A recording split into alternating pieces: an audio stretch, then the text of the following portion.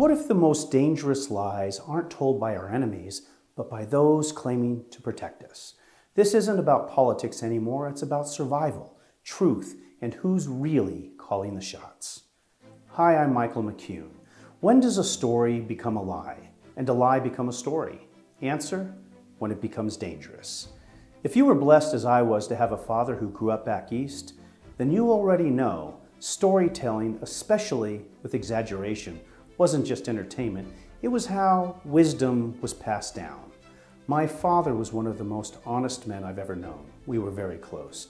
But let me tell you, not once did I see a shred of evidence to prove the existence of that ginormous fish that always seemed to get away. Do I believe that fish ever existed? Nope, not for a second. Do I believe my father was a liar? Not for a moment. He told the same story for years, and every time that fish grew bigger. And you know what? That was part of the magic. So how do we separate truth from fiction, lies from stories, and when should we even bother? Sometimes we don't need to, as long as the story doesn't cause harm.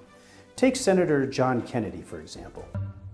The brain is an amazing organ. It starts working in a mother's womb, and it doesn't stop working until you get elected to Congress. Hands down, one of the greatest storytellers alive. His metaphors, his analogies, his one-liners, they're legendary. We all understand he's not lying, he's painting.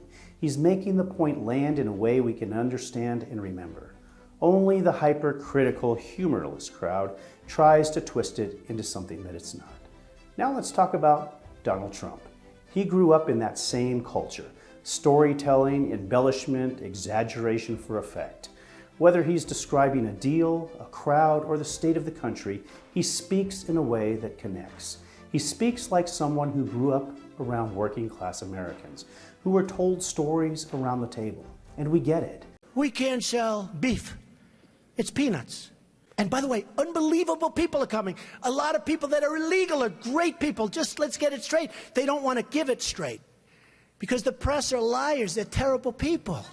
But here's an idea. So Mexico is sending lots of people. And by the way, they're coming from all over the world, including the Middle East.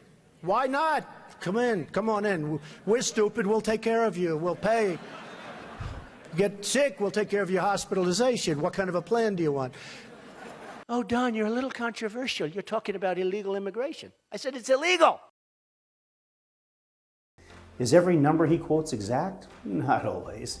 Is every claim meant to be taken literally? Not usually. But is he lying? No way. Because the intention isn't to deceive. It's to connect, to illustrate, to emphasize a point we all feel in our gut.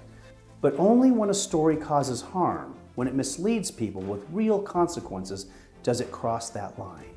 And that brings us to an example that crossed the line and never looked back. When Democrats and media elites covered up Joe Biden's cognitive decline, that wasn't storytelling. That was deception. That wasn't exaggeration to connect. That was a deliberate effort to hide a dangerous truth. And it had real-world consequences. Under Joe Biden's so-called leadership, more than 1 million people have died in wars between Russia and Ukraine and between Israel and Hamas. And the question becomes, who was actually making the decisions at the highest levels of American power? Was it Joe Biden, who can't finish a sentence without a cue card? Was it Hunter Biden, a pathological liar, a drug addict, and a criminal? Was it Jill Biden? And if so, what were her qualifications to govern the most powerful nation on the planet? And who exactly elected her? Or was it some unelected shadow government or political consultant behind the scenes pulling the strings? One can't help but wonder how many of those people would still be alive today if Joe Biden hadn't been in such a steep cognitive decline.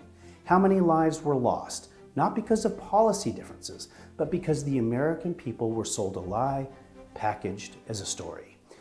When a story is crafted to entertain, to inform, or to unite, that's storytelling. But when a story is crafted to cover up incompetence, to shield corruption, or to place lives at risk, that's not a story anymore.